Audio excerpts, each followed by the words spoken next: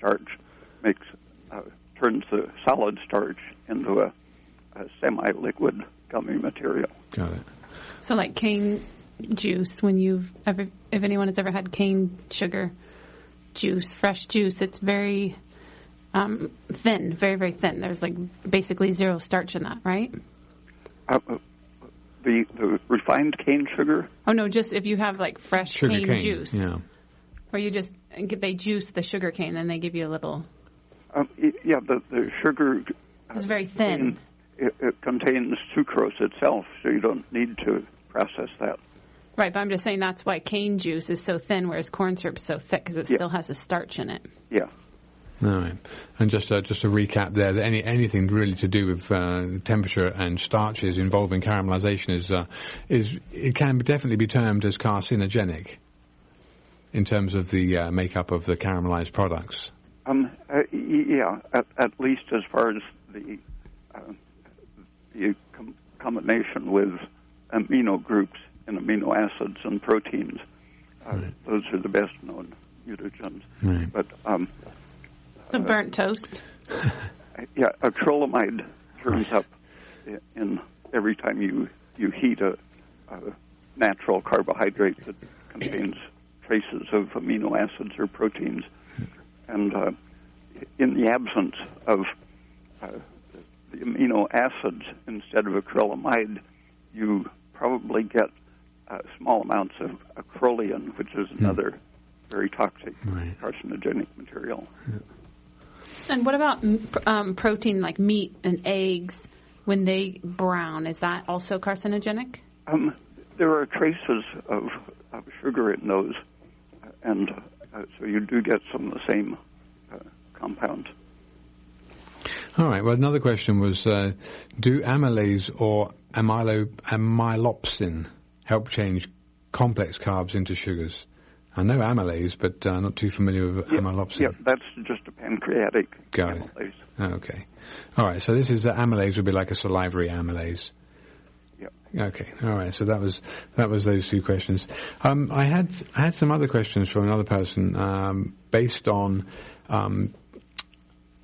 diet and recommendations for diet. They've been a long time listener. They were also quite aware of your favourites in terms of foods, from basic orange juice to your constant advocation of carrots, grated carrots, and coffee for B vitamins.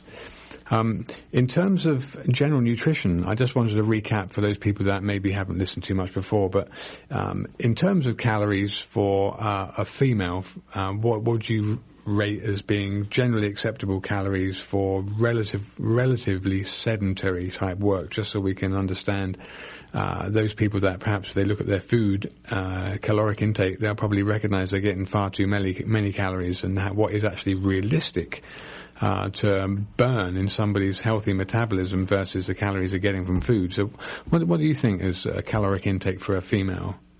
2,000 is a ballpark. Okay. But you can be very sedentary and still burn close to 3,000. And some people can be moderately active and get along on 1,700. And lots of people now are hypothyroid enough that they can move around with just ordinary daily activity and still gain weight on 700 or 800 calories. Wow. So you really have to look at your metabolic rate. And also if you're pregnant or breastfeeding, I know when I was full-time breastfeeding, I think I probably ate 3,000 a day. And didn't gain weight? No, and maintained weight. Yeah. Okay, how about proteins in terms of someone's intake for a female, for example?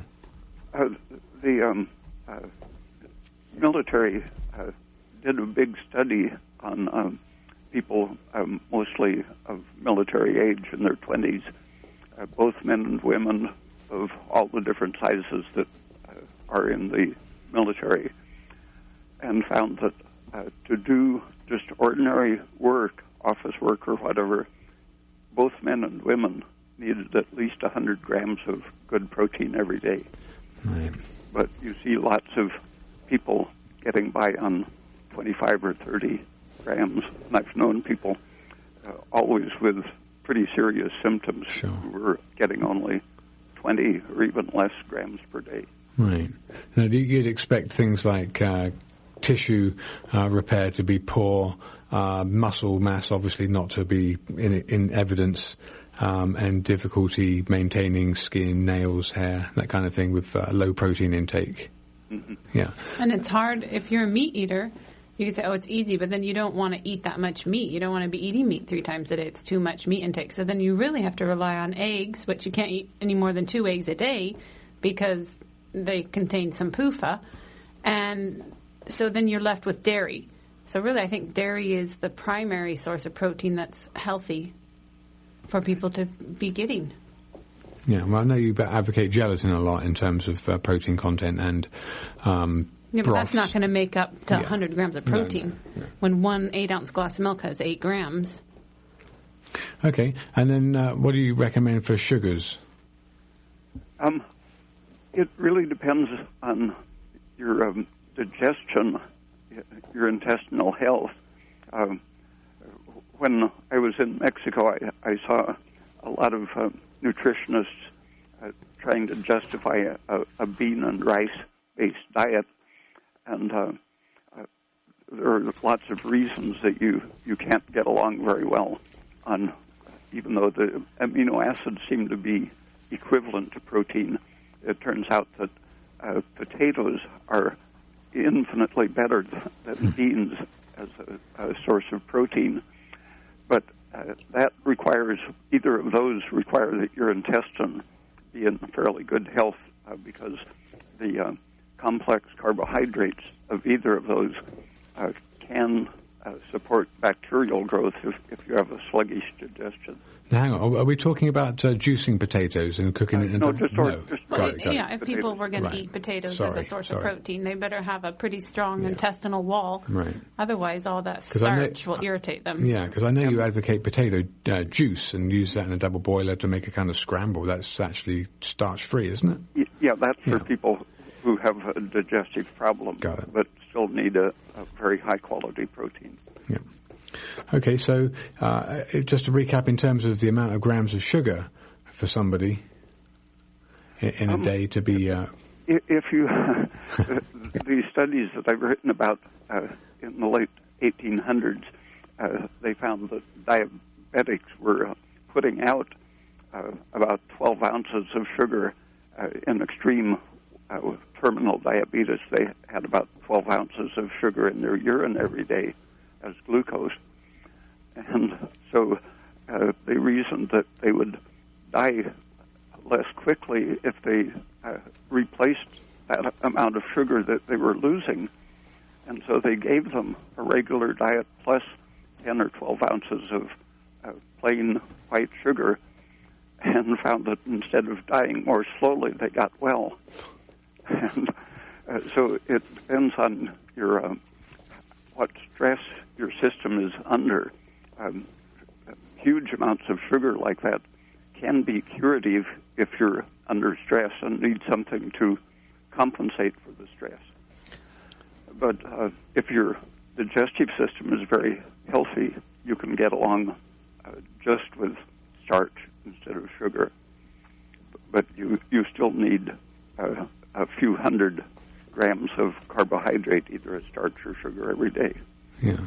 So, we had a client who had broken his knee and ankle and had very extensive surgery, and he was needing, I think, up to 400, a pound of sugar a day in various forms, marshmallows and homemade marshmallows, sugar in the milk, in order to sleep, to lower the amount of stress as he was recovering when he got out of the hospital. That was what he needed to sleep. And, of course, he weaned himself off of that when he got better, but initially that was very curative for his sleep and his healing. I've seen similar things in people with cancer or just extreme old age insomnia when they drank a little syrup-like concentrate of sugar in milk or ate a bowl of ice cream during the middle of the night, they could get back to sleep. Yeah, he went from not sleeping at all, like waking every hour and just completely restless and in pain, to sleeping all through the night, just from increasing his sugar. Okay, so in terms of a daily diet, and I get this question pretty often in terms of it's new to people, and so they think initially the diet is pretty restrictive. We've kind of produced a 3-page or thereabouts breakdown of foods that we know from you and what you've researched that is healthy, thyroid supportive, anti-inflammatory foods, and those kind of foods that are definitely to be avoided. Obviously, the polyunsaturates, which really kicked off this entire thing with us 7 years ago. In terms of, I even ask you personally, what kind of foods that you typically eat, just to throw that out there, and then we'll break down some of the foods here that maybe not obvious, that people probably don't eat too much of, that they don't know they can, because it probably sounds like it's too either fattening or sugary or too problematic from another perspective. But what kind of foods do you typically gravitate towards that keep you going? 2 or 3 quarts of milk, up to a gallon of milk per day, usually 1%, and usually 1 big egg, fried in butter typically, and orange juice, as much as is available if it's good, at least a pint, preferably more, good sweet orange juice, and typically about once a week some oysters or some liver, almost every day some kind of gelatinous soup, tail soup, or sometimes chicken soup with all the fat skimmed off. Mm-hmm. Okay, all right. Well, so that's kind of key ingredients.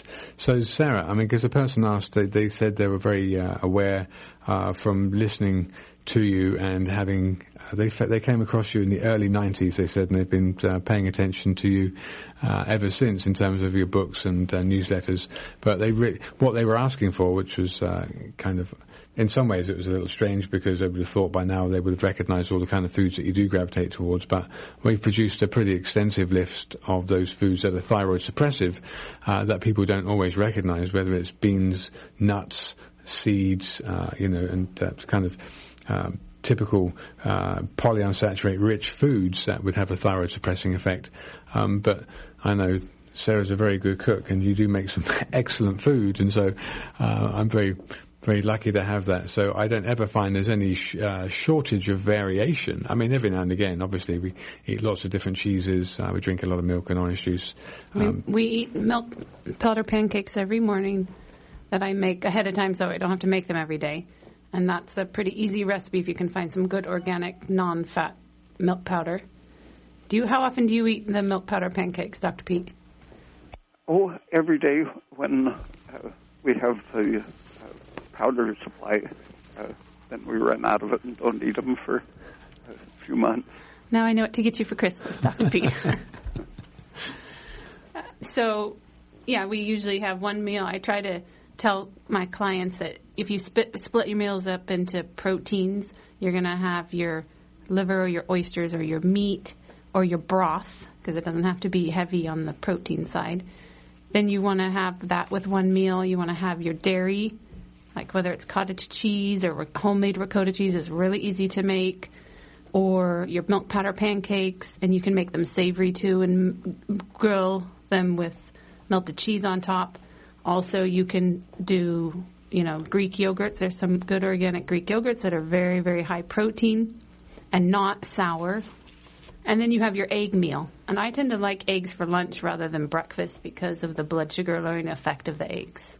I feel it's nicer to have something sweeter like the milk powder pancake for breakfast with coffee rather than having eggs with coffee, because both of those things lower your blood sugar. And then all the bone broths and the types of meats that are certainly good for you in terms of not being purely muscle meats, like brisket has an excellent saturated fat layer on it. And then lamb shanks are nice to roast.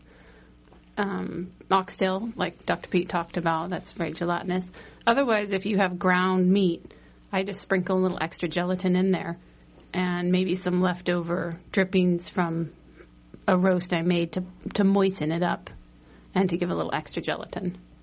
Okay. Anyway, but that was one of the questions asked by somebody. And incidentally, if people want to contact us anytime, Monday through Friday, you can best thing to do actually is probably write an email to either Andrew or Sarah at westernbotanicalmedicine.com. And we do have a pretty extensive sheet that we've produced, about 3 pages or so, and it's pretty much based around thyroid supporting and thyroid suppressive foods. So it gives a pretty good overview.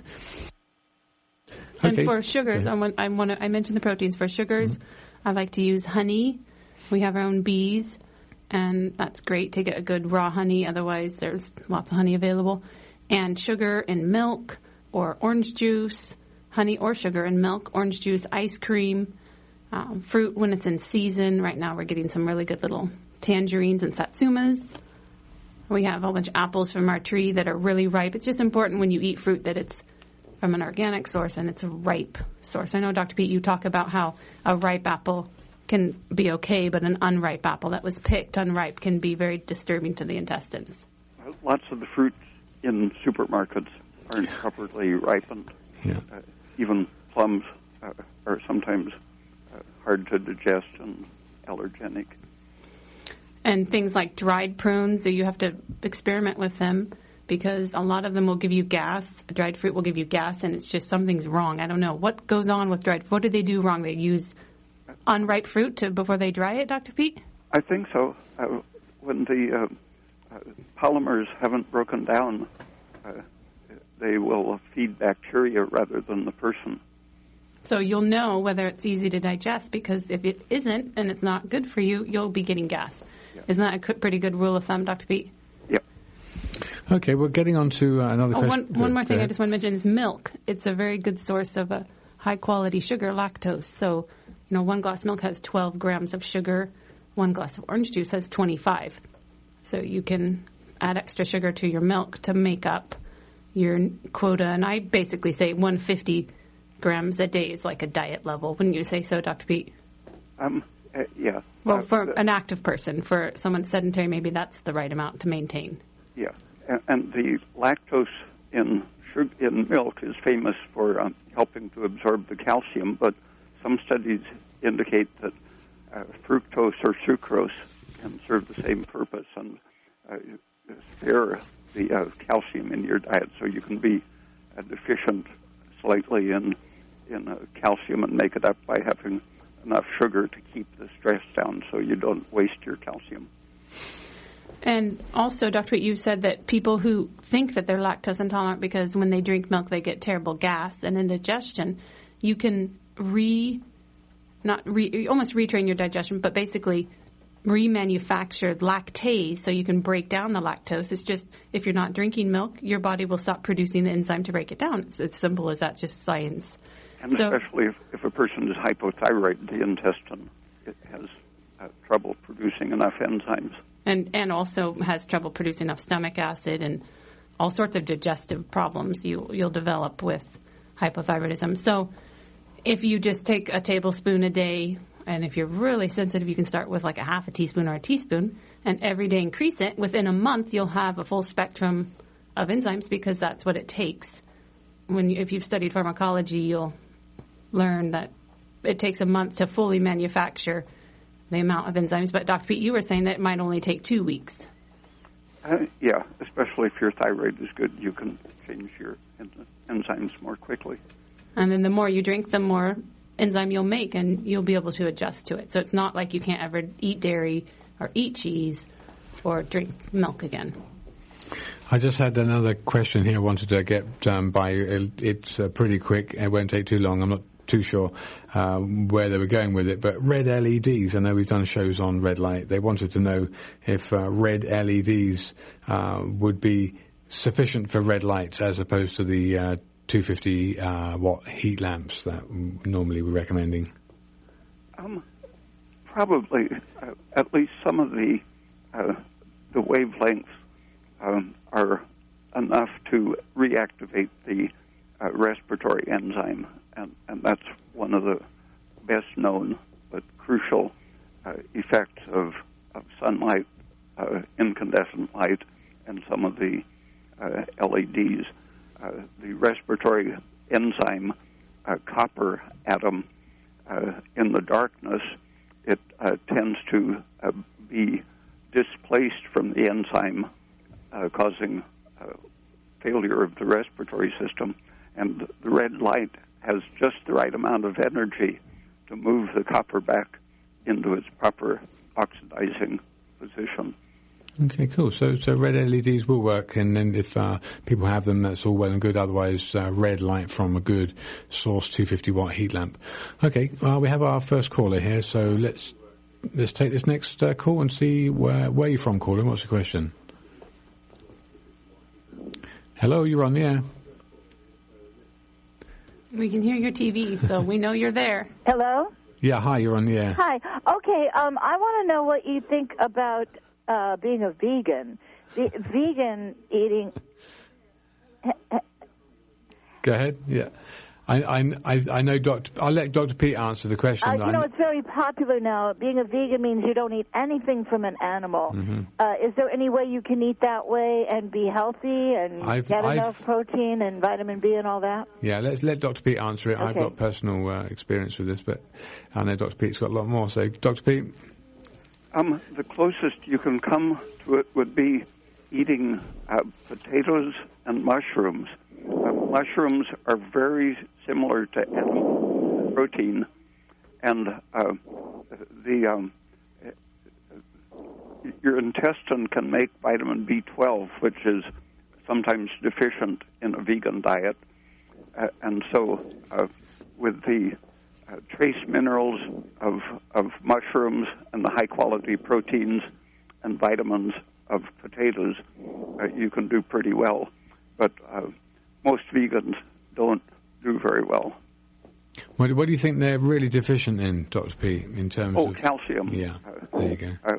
They break bones too easily once they get to be 60 or 70. Yeah. Well, what is the advantage to being a vegan? I think it's usually an ethical thing. They don't like to bother their animal neighbors by eating them.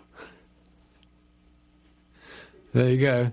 Yeah, it's mainly an ethical consideration. Oh, yeah, they don't want to eat killed animals from big agribusiness and that sort of thing. But, living in a country, you can have your own goats and chickens and that sort of thing and, raise everything you want. So it's kind of, other than that, from a health point of view, it doesn't seem very healthy at all. And I once heard that there was no, natural, indigenous cultures, let's say, that were vegan. There was some that are vegetarian in very hot countries where I guess it's hard to preserve meat and there's lots of fruit available and there'd be a bit different balance if it's really a hot country. But that there's no place where you're going to find a vegan diet among indigenous people. Is that true? Some people have studied the Fulani people of Africa and found that they were pretty close to vegan, but very sick, lots of heart disease. Wow. So, you mean from atheroma, from some kind of polyunsaturated damage? Probably because of the calcium deficiency. Oh, okay. Calcium is good for your heart? Very, very important for your heart. How much calcium do you need a day? 2,000 milligrams a day, which is basically 2 quarts of milk. So you can... break that down if you wanted to do yogurt, cottage cheese. I take additional eggshell powder from my own eggs, ground up in a coffee grinder as fine as you can get them. A quarter teaspoon is about 600 milligrams. Coffee has calcium? No, sorry, I grind the eggshell in a coffee grinder to make powder. But coffee has some minerals in it. Yeah, you say that coffee is good. I drink a cup of coffee every morning. Good. I think 3 or 4 would be better, but not in the morning. But anyway, thanks for your call. All right, thank you. Okay, we have another caller on the air. Let's take this call away from. And what's your question? Spyrock, I was wondering about the correlation of a high dairy allergy, and I'm also a vegan. So what will I do for calcium and protein besides the potato every day? What about eggshells? Oh. I was just talking, would you do eggshells or not because that's from an animal? Yeah. It's Oyster shell, well, that's another animal, I guess. hard to swallow, isn't it? But you can put it in capsules. I just swallow it down with a little water. It kind of forms a little bolus, and it's easy to swallow it once to. And you can't get it from, like, vegetables. Well, you can boil greens. Leafy greens, if you cook them thoroughly and save the water, are a good source of calcium and magnesium. How much do you think you would have to eat if you were strictly vegan and this is how you were going to get your calcium? About a pound, I think. Okay. You'd have to boil a pound down a day and then drink all that water? I think so. Yeah. And another way to help get the minerals out of the greens, especially those with oxalic acid, but even with kale, is put baking soda in it. Okay. And that helps neutralize the oxalic acid because oxalic acid that's in spinach and chard blocks your absorption of the calcium. Okay. And you'll notice they cook much quicker, and the liquid goes very dark colored because of the minerals that are leaching out of very the tasty. cellulose leaf into the. What about the protein intake? The protein, I mean, the fruit does have some protein. The potatoes, how many pounds of potatoes would you have to eat a day, Dr. Peat, to get, would you say 5 pounds? 5 pounds. Yeah, there you go. So you could eat 5 pounds of potatoes, or you could juice those potatoes better still if you didn't want to physically eat the bulk of 5 pounds of potatoes. And are a lot of nuts bad for you? Say that again? Was that nuts bad for you? No. Well, yeah, nuts have a lot of polyunsaturated fatty acids that are very estrogenic. So a lot of nuts is not good. That's correct. And better to have more seeds. Seeds and nuts are both very high in polyunsaturated fatty acids. They're not a great source of protein. I mean, what do you think about the protein in nuts compared to the protein in beans and legumes, Dr. Peat? Oh, some of them are slightly better, but the only nuts that I know of that are fairly safe for the fats would be the macadamias. They're pretty saturated fat. Macadamias are the better one? Yes. I don't know what the protein content of macadamia nuts are, though. Yeah, it isn't very high. Okay, well, thank you for your call, caller. Okay. And just a side note about that potato juice, I have made it. Have you made it, Dr. Peat, too? Where you scramble the potato juice? What was that? Where you juice the potatoes and then you separate it from the starch and you scramble it. Yeah. It's pretty tasty. Oh yeah. With butter? Pretty much like mashed potatoes when you put butter on it. Yeah. Right, and if you let the potato juice, I noticed I had to let it settle, so all the starch went to the bottom, and you can tell, like, if you put cornstarch with water, the starch falls to the bottom, and you can feel it's starchy. So with potato juice, it's the same way. The starch falls to the bottom, and you have this juice on top, and you just pour that juice that's on the top. But you have to let it settle. Don't use it right away. And it's all protein, isn't it, pretty much? Well, once the water's gone. Yeah. Yeah, the slimy part of the juice it should be sort of like egg white, depending on the type of potato. Some of it is very gelatinous and cooks easily. The others are kind of watery, and you get a mushy mashed potato effect. Okay, so it's probably the waxy versus the floury potato. Yeah. Okay, we have another caller here, so let's take this next caller. Call away from, and what's your question? Bob in Willits. Willits, hi. What's your question? We're getting involved with fermented vegetables, cabbage and all kinds of fermented vegetables. We're doing it ourselves, and it's just terrific. Mm-hmm. And it really straightens up the flora in your gut and throughout your whole digestive tract. What do you think about fermented vegetables? And I'll take the answer off the air. Okay. Thanks for your call. Dr. Peat, did you hear that caller's question? Not most of it. Fermented what? Vegetables. He said he's been getting into making his own fermented vegetables, and what do you think about that? Oh, some of them taste very nice, like sauerkraut, but I don't think there is much nutritional value in them, and there's a risk of getting bad fungus contamination in them. In Asia, where fermented vegetables are very popular, they've seen a lot of stomach and throat cancer that they think comes from the fungal contamination of fermented vegetables. And what about the lactic acid content? Lactic acid puts a burden on your liver to turn it back into glucose. It takes more energy than you get out of the glucose. So you think it's more nutritious to boil the vegetables rather than ferment them? Yeah. And what about the caller also mentioned about the gut bacteria, the probiotics? The small intestine, I think, is best when it's cleanest. Very vigorous people with good digestion and high thyroid function have almost a sterile small intestine from their mouth to their appendix. Basically, there's nothing growing, so they get a chance to absorb all of the nutrients without competing with bacteria. Then, in the healthy person, the bacteria grow just in the colon. So you don't want to support bacterial growth higher up in your intestine. The H. pylori is an example of much too high in the digestive system for bacteria to live. I just had a throat swab done, and it was they couldn't find anything in my throat swab.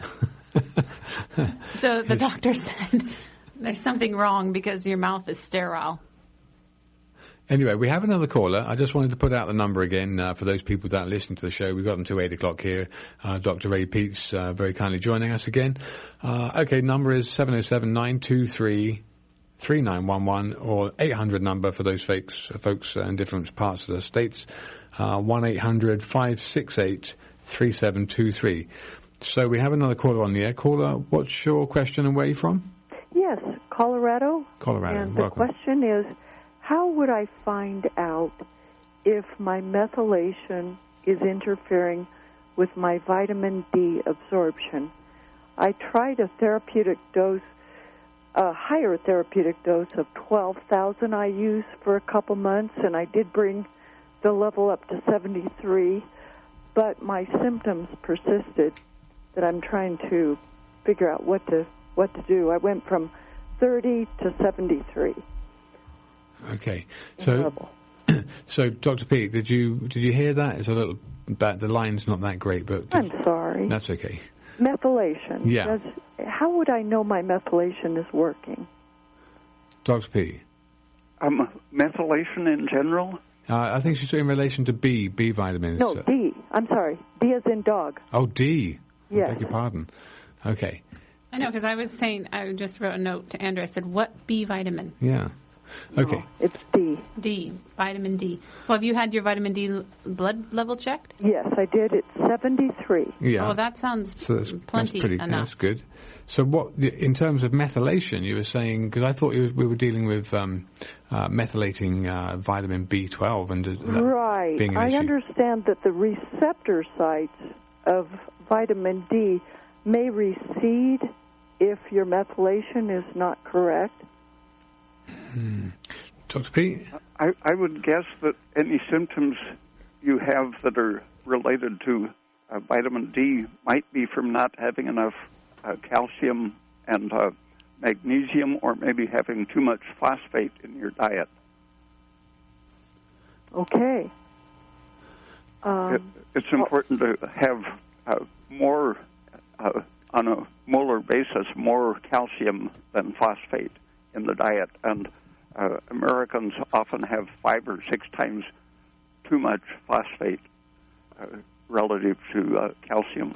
Because of the high meat intake. Right. And the high starch intake and the high bean and grain intake. Well, intake. I've been about 9 months without any one meal of some meat a day, but... and what about calcium? I drink about 2 or 3 quarts of milk a day. Good. Well, that should be adequate for calcium. Yeah. What are the symptoms you associate with the vitamin D? I get a headache in the middle of the night. What about sugars? How much sugars are you getting a day? I get lots of sugar. I drink milk all night long with sugar and honey. And I eat marshmallows. It used to be coffee that would take the headache away, but now I found marshmallows help better. The gelatin? Do you Yes. eat any antiseptic fibrous food like raw carrots? Yes, every day. Every day. What about your thyroid function? Have you tested your temperatures and pulses? Yes, I can only keep it up to about 98. I can't get higher than that. Well, that could be a big problem, because if you're below 98, your immune system's at like half power. It's only 50% functioning. Exactly. And so I think I have some kind of mycoplasma. I've been taking the tetracycline low dose for about 6 months now. And it has not changed it, and so I was thinking I was going to have to... Did they identify what mycoplasma it was? Not yet. I think I'll do a nasal swab and try to find out, because it seems to be connected to my trigeminal neuralgia. Okay. What about your liver function? Liver function has come back to a normal function because I've been on this diet. Yeah, that's definitely diets in a month Have can change you it. tried aspirin? I do. I'm up to 3 aspirin 3 times a day. I take every 6 hours. You taking vitamin K? With vitamin K, yes. Yeah. Well, Good. What do you think about the thyroid function helping the... How much thyroid do I take a day now? I'm up to...